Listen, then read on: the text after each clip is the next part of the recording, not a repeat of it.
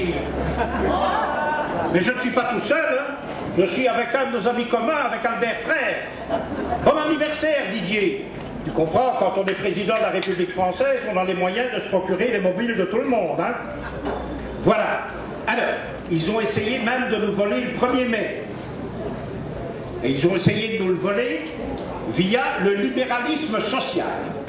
J'ai quelque chose à vous apprendre aujourd'hui sur le libéralisme social, car c'est une figure de style qu'on appelle depuis des siècles l'oxymore. C'est quoi l'oxymore? C'est coller à un substantif un adjectif qui le fait exploser. Libéralisme et social, c'est un oxymore explosif. Il me vient depuis des dizaines d'années cette pensée de Jaurès, que je cite, mais pas dans le même sens que Sarkozy. Jaurès qui disait « Parce que le milliardaire n'a pas récolté sans peine, il s'imagine qu'il a semé. » Ça, c'est une belle pensée de Jaurès.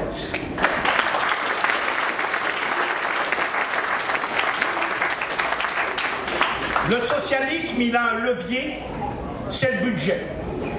Et son point d'appui pour soulever le monde, c'est le suffrage universel. Nous avons besoin de socialisme, nous avons besoin de clarté, nous avons besoin de la gauche.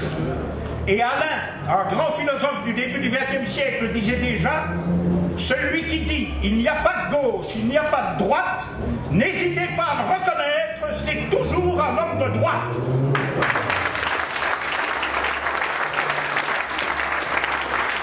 C'est quoi un socialiste, par exemple, à la défense nationale pendant 9 ans? Un socialiste, c'est quelqu'un qui, comme lui, par exemple, n'aggrave pas le budget de la défense nationale. Il ne fait pas décupler au service des moyens militaires. Un socialiste, c'est quelqu'un qui, néanmoins, n'aggravant pas le budget, modernise l'armée et la restructure. Un socialiste, c'est quelqu'un qui met le soldat au service de la population, quand elle a faim, quand elle a froid, quand elle est inondée.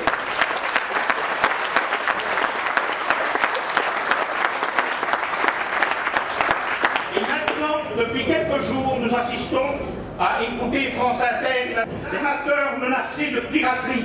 C'est ça la différence. Notre armée sera désormais au service d'Albert Frère et de ses amis. Merci André d'être la locomotive qui tire nos wagons. La liste est faite très intelligemment, comme tu l'as dit. Elle alterne les hommes et les femmes, bien sûr, mais des hommes et des femmes jeunes et des hommes et des femmes d'expérience. Des valeurs de laïcité, de liberté, d'égalité et de fraternité. Avec toi, nous avons la garantie que le local, le régional et l'international ne font qu'un. Tu représentes les valeurs d'enracinement, voire ton brabant passion, d'ancrage wallon et d'ouverture internationale sur l'Afrique, sur l'Asie, sur le monde entier. Et nous avons besoin d'ancrage régional et nous avons besoin d'international. Merci mes camarades.